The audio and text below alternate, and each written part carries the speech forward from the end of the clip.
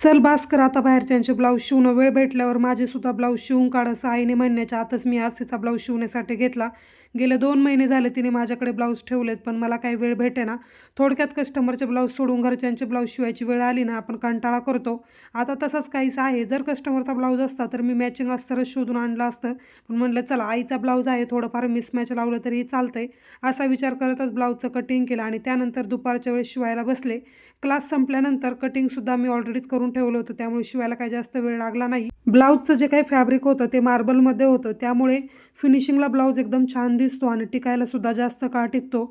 जेव्हा मी ब्लाऊजचा class complete केला होता त्यावेळेस कस्टमरचे ब्लाऊज एकदम छान बसायचे, पण आईचा कधीही ब्लाऊज परफेक्ट बसला नाही, त्यामुळे तिला बाहेर शिवायला टाकायला लागायचं. पण आता काहीसं उलटच झालेलं आहे.